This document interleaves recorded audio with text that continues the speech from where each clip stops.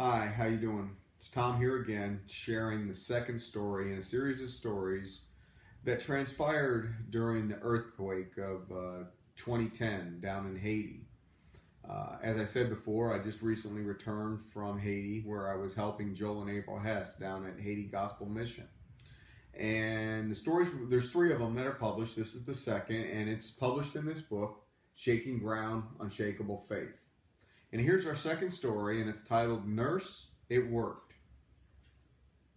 On the Saturday after the earthquake, that little Ramsey was carried in by his father.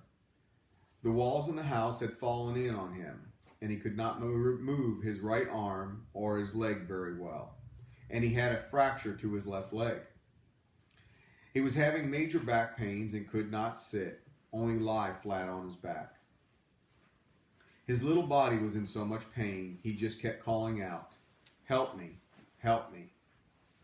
With our limited resources, we decided to send him to the hospital in the Dominican, where we had been taking our more serious patients.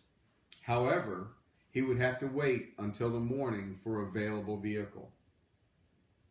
We treated him for pain, but this did nothing for him. I remember lying him flat on his back on the clinic floor, trying to help him find a position where he was comfortable. He screamed in pain every time you moved him. I asked Kermel, the preschool teacher, to come in and read a book to him, hopefully taking his mind off the pain. He wanted her to read, but very quickly, even the beautiful pictures and the sounds of her calming voice would not surpass the pain he was experiencing.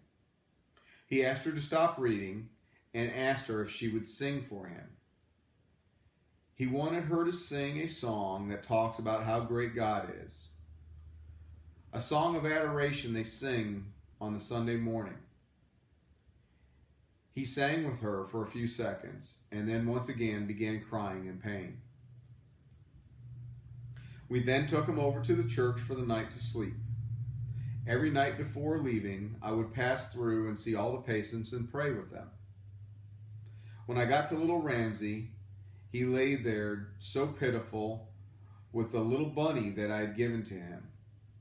He told me his bunny had hurt his leg in the earthquake too. So I very quickly bandaged up the bunny's leg.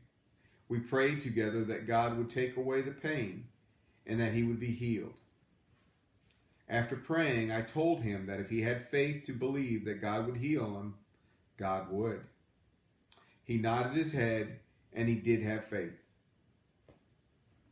The next morning, around 7 a.m., I made my way to the church to visit our patients. My first stop was little Ramsey's. I couldn't believe my eyes. He was sitting there up and smiling. He looked at me and said, "Nurse, it worked."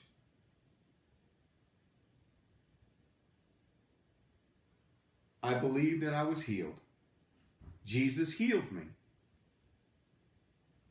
He was sitting up just fine and not experiencing any pain. Of course, my eyes welled up with tears at the miracle God had performed right in front of me. I told him he was probably too sick to draw me a picture before he left, but he quickly responded, "No, I'm not." He sat there and drew me an adorable little picture with flowers and stars and his little bunny rabbit. Within the hour, we sent him to the Dominican Republic. Unfortunately, I've never seen him again. I look at my little pictures with stars and flowers and marvel at God's faithfulness and the way that he performed such a huge miracle in the life of little Ramses. Joel and April Hess, Haiti Gospel Mission. I ask you to continue to pray with me for them, that their mission continues to grow. And if you'd like to learn more about them, as I said, you can go to HaitiGospelMission.net. And please see what you can do to help this mission. Thank you, and God bless.